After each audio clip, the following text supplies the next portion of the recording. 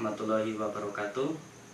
Pada kesempatan kali ini saya akan memberikan sedikit gambaran mengenai teknik terapi play terapi, yang mana di sini tekniknya adalah the feeling word game. Dasar pemikiran terapi ini karena seringkali anak-anak itu kesulitan mengungkapkan perasaan mereka ketika langsung ditanya. Nah, di sini kita perlu ketahui kalau anak-anak itu masih pemalu, masih suka takut, apalagi dengan orang-orang yang baru mereka temui atau mereka kenali. Biasanya anak itu kalau bersama orang tuanya ada orang, "Halo, kamu siapa? Kenalan yuk." Nah, di situ beberapa anak malah memilih mengungkap ke orang tuanya. Nah, di situ kita perlu ketahui anak-anak berbeda dengan orang dewasa. Apalagi tentang mengungkapkan perasaan mereka.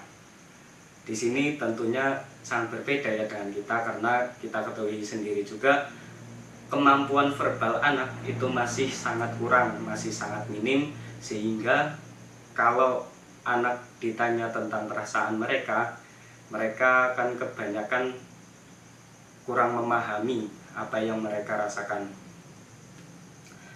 Nah, di sini apabila terapis langsung bertanya kepada anak tentang bagaimana yang sedang anak rasakan, biasanya mereka malah cenderung takut kepada orang yang baru ditemuinya.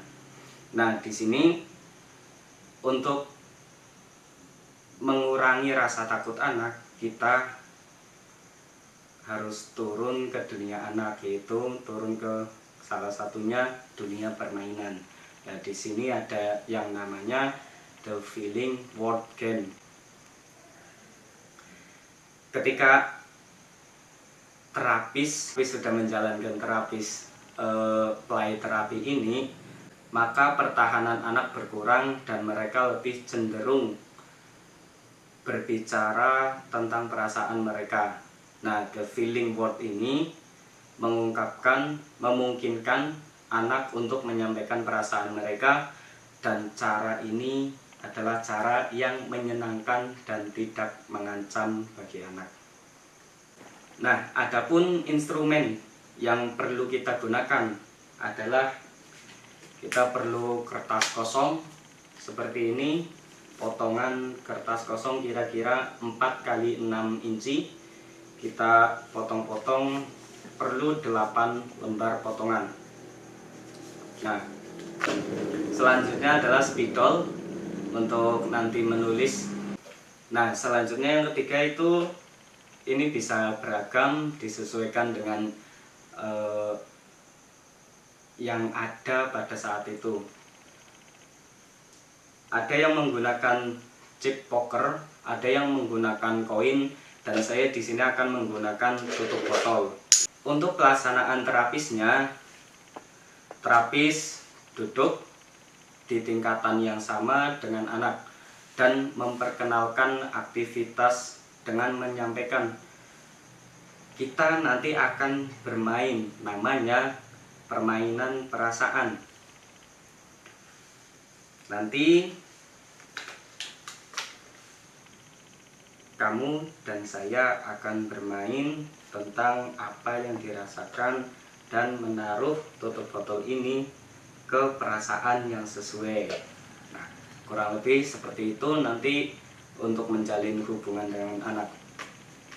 Dalam pelaksanaannya nanti ada yang menunjukkan, dalam pelaksanaannya nanti terapis menuliskan beberapa perasaan seperti ini. Contohnya perasaan senang, perasaan kesepian, perasaan cemburu, perasaan marah, perasaan bergairah, perasaan jijik, perasaan takut, dan perasaan sedih. Setelah semua potongan kertas ditulisi dengan perasaan, nanti anak disuruh menyebutkan satu persatu. Misal kayak gini, ini dibacanya apa? Marah. Coba tunjukin ekspresi marah. Kalau orang marah itu gimana? Nah, misal kayak gitu. Terus kalau yang ini namanya apa? Oh, itu senang. Coba kamu ekspresikan ekspresi orang senang. Yeay. Seperti itu. Setelah itu, selanjutnya ini dijelaskan kepada anak tersebut. Misalnya seperti ini. Nah, di sini saya punya setengah gelas tutup botol. Gelas ini adalah kantung perasaan kamu, dan tutup botol ini adalah isi dari perasaan kamu. Nanti ketika kamu menunjukkan suatu perasaan, kamu taruh tutup botol ini yang kira-kira mewakili perasaan kamu sebanyak apa di satu perasaan itu. Nah, semisal seperti itu. Nah, selanjutnya agar lebih memahami, anak bisa lebih memahami permainannya bagaimana, terapis alangkah baiknya mencontohkan terlebih dahulu. Terapis bercerita, di dalam cerita itu terdapat perasaan, baik itu perasaan positif dan negatif. Keduanya harus ada. Misalnya ini sekalian buat contoh seperti ini. Saya punya pengalaman buruk. Waktu itu saya masih kelas 4 SD. Di hari itu saya dikasih PR oleh ibu guru dan suruh dikerjakan di rumah. Sepulang sekolah saya langsung mengerjakan, sampai malam saya mengerjakan dan selesai pada malam hari. Dan hari berikutnya PR pun disuruh untuk dikumpulkan. Namun sebelum dikumpulkan semua, ibu guru meminta salah satu siswa untuk menunjukkan pekerjaannya dengan mengerjakan di papan tulis. Nah, di waktu itu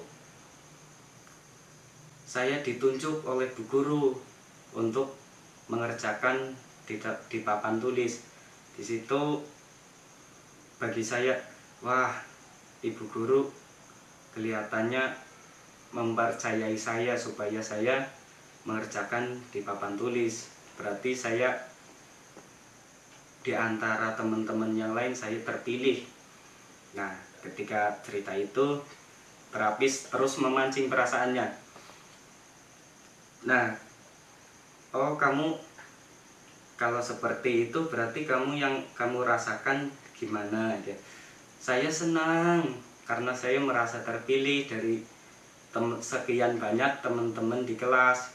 Oh, berarti kamu senang. Coba, berapa tutup botol yang mewakili rasa senang kamu? 3, Bu. 3. Misalnya seperti itu.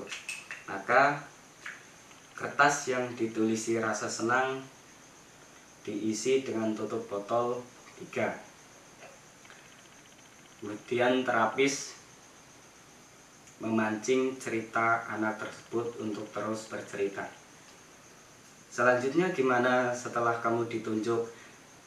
Saya mengerjakan. Setelah saya selesai mengerjakan di papan tulis, ibu guru terus mengoreksi pekerjaan saya, dan di situ ternyata kata ibu guru jawabannya salah. Saya di situ diem aja. Kenapa diem? Saya takut. Oh, kamu takut. Coba, berapa tutup botol yang mewakili rasa takut kamu? 2. Jadi 2 tutup botol ditaruh di kertas yang ada tulisannya takut. Selanjutnya bagaimana? Saya jadi mindernya kenapa? Karena teman-teman sekelas menyorakin saya, seperti itu. Nah waktu itu setelah teman-teman mensorakin kamu, kamu gimana? Di situ saya sedih banget.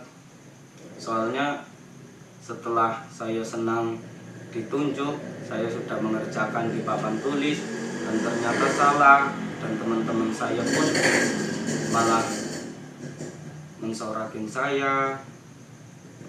Nah, nampaknya anak itu merasa sedih karena pekerjaannya ternyata tidak benar dan harus mendapatkan bullying dari teman-temannya. Nah, sebagai terapis terus memancing cerita anak sampai tuntas terlebih dahulu. Baik, untuk kesedihan kamu, berapa tutup botol yang bisa mewakili rasa sedih kamu? Oh, ini banyak, saya sangat sedih.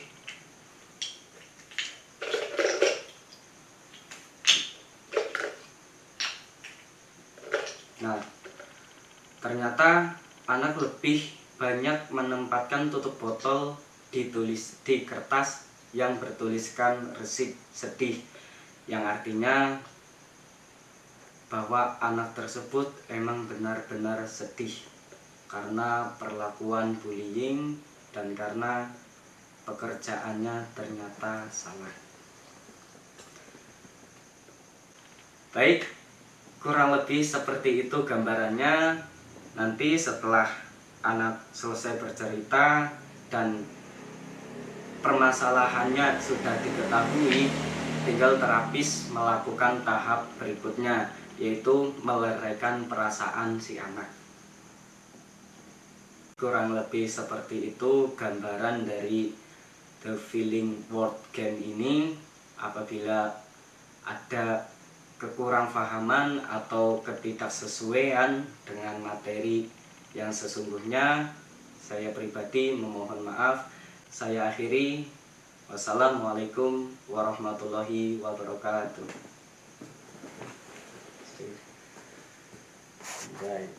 Bingung.